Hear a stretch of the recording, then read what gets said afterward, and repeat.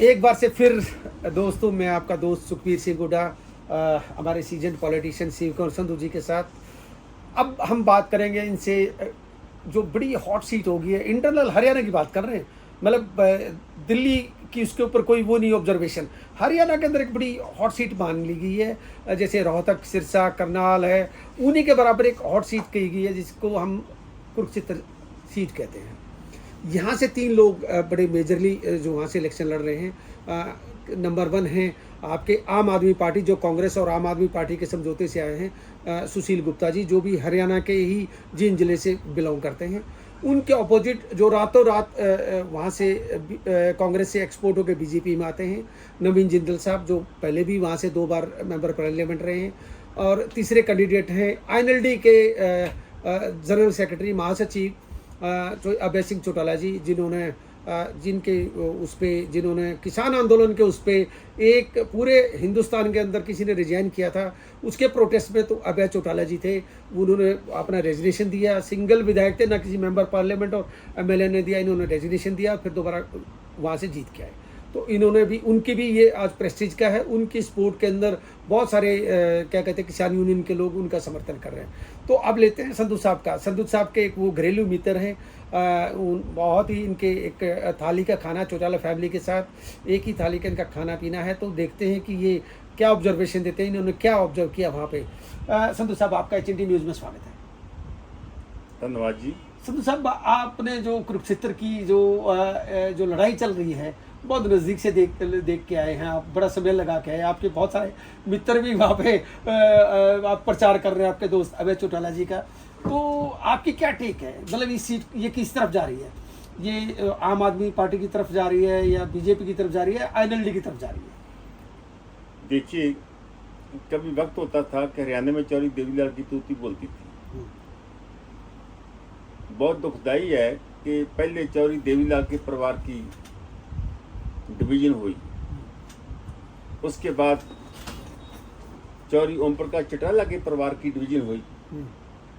आधा परिवार अभय जी एक बने आ गए, अजय जी एक बने आ गए। तो कभी वक्त था नवीन जिंदल राहुल गांधी जी के बहुत करीबी थे। मुझे वो भी पता है कि स्वित्री जिंदल, उनके पूजनीक माता जी, वो भी चौरी ओम प्रकाश, चौरी भूपेंद्र सिंह हुड्डा की सरकार में मंत्री थे। और मैं समझता हूँ ये जितने सरमाएदार आगू बीजेपी में गए हैं, सब ईडी की मेहरबानी है। मैं कहने वाला ही था कि ईडी की वजह से ये सारे कांग्रेसी बन गए हैं। ऐसे लोग पंजाब में भी, कैप्टन अमरिंदर सिंह भी बीजेपी वाले बन गए हैं। ईडी से, ईडी की वजह से कैप्टन अमरिंदर सिंह बीजेपी बन गए हैं, नवीन जिंदल की वजह से नवीन जिंदल बीजेपी बन गए हैं। तो अच्छा होता कि नवीन जिंदल अपनी असली पार्टी में रहते तो शायद उसकी बहुत इज्जत थी। अच्छे डेडिकेटेड नौजवान है, लेकिन हरियाणा में बीजेपी कांग्रेस का तो आपका समझौता हुआ है। 10 सीट सारी है, 1 सीट कांग्रेस ने आपको दी है। वो सुशील गुप्ता जी सज्जन हैं। और वो आपके DGP मलिक साहब, जो फॉर्मर DGP मलिक साहब हैं, जो आपको अक्सर आप वही मुलाकात होती है, आपके तो घर के वो हैं, उनके गांव से हैं। उनके गांव से है। तो आपने आपको बनिया नहीं, वो जाट क्लेम करते हैं, कहते हैं भैया मैं जाटों के गांव का बनिया हूँ। तो कहने लगे मैं 70% जाट हो गया हूँ। कई बारी हालात ऐसे साजगार होते हैं, जो देश में एंटी मोदी लहर चल रही है, जो देश में किसान आंदोलन की कंट्रीब्यूशन है, उसमें एक बहुत बड़ी लहर के कारण जो है बीजेपी को वोट मिलनी नामुमकिन हो चुकी है। भले ही एक सरमायादार आदमी के पास साधन बहुत होते हैं, उसका इलेक्शन लड़ने का टांग भी आसान होता है, कारों काफिले पैदा करने सारे उसके वास्ते आसान होते हैं, लेकिन पार्लियामेंट के इलेक्शन को इन बातों से मैनेज करना कोई नामुमकिन हो चुका है। लोग ऐसा वक्त आ जाता है कि इन सब चीज़ों को दरकिनार कर देते हैं। लेकिन जहाँ तक चौरी अभय सिंह चौटाला का है, हरियाणा के मान्यवर आगू हैं अभय चौटाला जी, उनके पिताजी मुख्यमंत्री रहे हैं, उसके दादाजी मुख्यमंत्री रहे हैं, लेकिन डिप्टी प्राइम मिनिस्टर रहे हैं VP सिंह की सरकार में। लेकिन अज वक्त जड़ा है उनका साथ नहीं दे रहा, लेकिन वो फाइट तो अच्छी दे रहे हैं, लेकिन जीतना मुझे इम्पॉसिबल लगता है। ये सीट किसकी मानी जाएगी? ये सीट मैं लगता है मेरी नज़र में सुशील गुप्ता जी अवश्य जीतेंगे। तो क्या मार्जिन रहेगा? 50 लाख। 50 से लाख। और नंबर 2 पे कौन आ सकता है यहाँ पे, नवीन जिंदल जी या अभय चौटाला जी? अभी चौटाला जा सकते हैं, ऐसी बात नहीं। तो इसका मतलब यहाँ से नवीन जिंदल जी अपनी मतलब एक तरीके से वो कहते हैं ना मिट्टी खराब कराना, अपनी मतलब पोजीशन खराब करवाना। अगर तीसरे नंबर पे आ गए तो नवीन जिंदल जी की राजनीति खत्म है। काफी लोग, मेरे दोस्त रामपाल माजरा जी जो किसी वक्त नेल्लो को छोड़ गए थे, वो भी आजकल कुरुक्षेत्र में अभी चौटाला जी के साथ है। काफी वर्कर जेजेपी में चले गए थे, वो भी इनके साथ आ गए हैं। तो काफी गांव में मुझे जानकारी इसका मतलब अगर नवीन जिंदल जी 3rd नंबर पे आएंगे तो फिर उनके लिए तो टाटा बाय बाय, अपना बिजनेस करें, फिर वो राजनीति की तरफ क्यों आते हैं? फिर दुनिया में सबसे औखा काम क्या है? किसी को समझाना। आपकी एडवाइस की जरूरत नहीं मानते हो। ठीक है, ये थे संधू साहब, शिव कुमार संधू जी, जिन्होंने कुरुक्षेत्र सीट पे अपना एनालिसिस दिया है। और इन्होंने ये कहा है कि यहाँ पे आम आदमी पार्टी की जीत करीबन 50,000 से 1 लाख के बीच में होगी। चलो देखते हैं, ये 4 तारीख को हमें पता लगेगा। इन्हीं उसके साथ संधू जी का धन्यवाद, थैंक यू सो मच। तो अच्छा, अब आते हैं हम भिवानी महेंद्रगढ़ पे। अच्छा, वहाँ पे धर्मवीर है और रावधान सिंह है जो महेंद्रगढ़ से रावधान सिंह कांग्रेस का है, कांग्रेसी है, जो उपेंद्र उड़ा चमचा 4-5 रामविलास शर्मा को रहा था, एक बार वो जीता एक बार वो जीता, उनका वही चलता महेंद्रगढ़ शहर से। धर्मवीर को तो आप जानते हो, आपका दोस्त है। नमस्कार दोस्तों, एक बार से फिर मैं आपका दोस्त सुखबीर सिंह हुड्डा शिव संधू जी के साथ वही अब की बार हम भिवानी सीट के ऊपर उनका एक तरीके से ओपिनियन ऑब्जर्वेशन, उनके क्या विचार हैं उसके बारे में जानते हैं। संधू साहब, आपका HNT न्यूज़ में स्वागत है। धन्यवाद। संधू साहब, क्या कहते हैं, अब भिवानी सीट की बात करेंगे, जहाँ पे आपका जो परिवार है, बंसीलाल जी का परिवार है, किरण चौधरी जी का परिवार है, आप एक तरीके से बहन है आपके, बहुत ही वो रहा, उनकी टिकट काट दी गई और वहाँ से रावधान सिंह को दे दिएगा, जो वहाँ से आते हैं महेंद्रगढ़ से। वो पहले विधायक रहे, उन्होंने तो कभी मेंबर पार्लियामेंट का इलेक्शन ही लड़ा, श्रुति 2 बार जीत चुकी है। और उधर से बीजेपी ने धर्मवीर जी को दिया है। तो आपकी क्या टेक है, आपकी क्या ऑब्जर्वेशन है जो समय लगा के आप? जो समीकरण लोगों की नज़रों में आए हैं, ये समीकरण थे नहीं।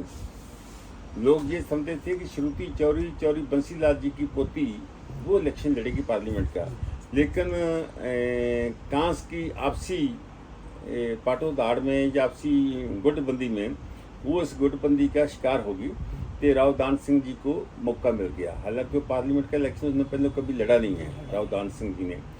चौधरी धर्मवीर जी तो कई पार्टियों में, बीजेपी में, कांग्रेस में, कई पार्टियों में घूम फिर के आ गए, घूमते फिरते रहते हैं। लेकिन जो भले ही चौधरी धर्मवीर जी बहुत मजबूत आगू हैं हरियाणा में, इस भवानी की इसमें कोई शक की बात नहीं है, लेकिन हरियाणा भवानी के ही चौधरी बंसीलाल जी को सबसे बड़ा लंबा समय, अगर मुख्यमंत्री का, सेंटर के डिफेंस मिनिस्टर का, अगर सेंटर के रेलवे मिनिस्टर का रहने का सौभाग्य प्राप्त हुआ है तो चौधरी बंसीलाल को हुआ है। तो आज भी हरियाणा के लोगों को, जैसे पंजाब के लोग प्रताप सिंह कैरों को नेता मानते हैं, उसको बेस्ट सीएम मानते हैं, तो हरियाणा के लोग भी चौधरी बंसीलाल को सबसे एक नंबर का सीएम मानते हैं। तो उनकी टिकट क्यों काट दी? नहीं, मेरी सुन, वो तो आपसी गुटबंदी का। तो उसमें किरण चौधरी ने अपना वीडियो जारी कराया कि भाई मुझे राजनीतिक रूप से मेरी हत्या की जा रही है, वो आज वायरल हो रखा है। उन्होंने खुले शब्दों में कहा कि मेरी राजनीतिक हत्या की जा रही है। राजनीति में तराज चढ़ा आते रहते हैं, कभी किसी को पावर आती है, कभी किसी को पावर आती है। जैसे पैसा हाथ से हाथ चलता रहता है, ऐसे पावर चलती रहती है, सदा किसी की जागीर नहीं होती। कभी वक्त होता था कि चौधरी बंसीलाल का परिवार सारी स्टेट के फैसले करता था, अब नहीं करता, बकरी बात है। लेकिन रावधान सिंह की जान जो है चौधरी किरण चौधरी के हाथ में है। किरण चौधरी चाहेगी तो रावधान सिंह जीत सकते हैं, किरण चौधरी नहीं चाहेगी तो रावधान सिंह का जीतना मुश्किल हो जाएगा। उनकी तो सर कुत्ते बिल्ली की लड़ाई होगी है। राहुल गांधी के सामने एक तरफ वो बैठे हैं, राहुल गांधी के एक तरफ ये बैठे, बीच में राहुल गांधी है, उनके सामने तो तू मैं भी है। तो इसका क्या वो लिया जाए? इट विल नॉट पे गुड अक्स। ओके, जब ये राहुल गांधी की हायरी में भी लड़ाई होती है तो उसका रिजल्ट क्या आएगा? वो कांग्रेस डाउन जाएगी। हाँ, कांग्रेस को नुकसान हो सकता है। ये यहाँ की जो सीट की डिस्ट्रीब्यूशन है या ये सीट का कंट्रोल है वो सही तरीके से नहीं किया गया। अगर आज हिंदुस्तान में बच्चे बच्चे की जुबान पर है कि आज इलेक्शन होएगी तो हरियाणा में कांग्रेस की सरकार बनेगी, लेकिन सरकार बनाने से पहले इन बातों पर कंट्रोल करना पड़ेगा कांग्रेस को, अदरवाइज बहुत दिक्कत परेशानी आएगी। तो अब आपका फाइनल आपके हिसाब से क्या स्पीकर बन रहे हैं? कौन किसकी झोली में, कांग्रेस के या बीजेपी? कांग्रेस या बीजेपी? बराबर की लड़ाई है इसमें। अब तो वोट पड़ चुकी है, अब तो वोट पड़ गई है। वोट तो पड़ ही चुकी है, हाँ। लेकिन अंदर खाते पता नहीं लीडरों ने क्या खेल खेला है। पर आपको तो मतलब अपना एनालिसिस तो दे ही सकते हो ना। 59 की फर्क है, ज्यादा फर्क नहीं है। मतलब 51 कौन है इसमें? कांग्रेस होनी तो कहाँ सही है, क्योंकि ओके। स्टेट में एंटी मोदी लहर है। हाँ, ओके। पंजाब हरियाणा में एंटी मोदी लहर है। पंजाब हरियाणा में मोदी का राज जो खत्म हो चुका है, देश में भी लोग मोदी के खिलाफ इनकलाब ले आ रहे हैं। ये उस बात का फायदा हो सकता है तो रावदान सिंह जीत भी सकते हैं। अगर किसी और ने मेहरबानी कर दी तो रावदान सिंह हार भी सकते हैं। ये थे हमारे शिव कुमार संधू साहब, जो एक सीजनड पॉलिटिशियन है। उन्होंने अपने भिवानी के ऊपर क्या स्पीकर बनते हैं, उन्होंने अपना एक तरीके से ओपिनियन और अपनी ऑब्जर्वेशन और अपना जो उनका गणित कहता है उसका वो दिया कि यहाँ पे 49 और एक 51 का वो है, 2% का जो फ़र्क है वो रावदान सिंह की तरफ झुकता है। तो बड़ा जो जीत का मार्जिन है वो 5, 10, 15 हज़ार के बीच में ही घूमेगा। ये थे शिव संधू साहब। Thank you so much Sandhu साहब आपका समय निकालने के लिए।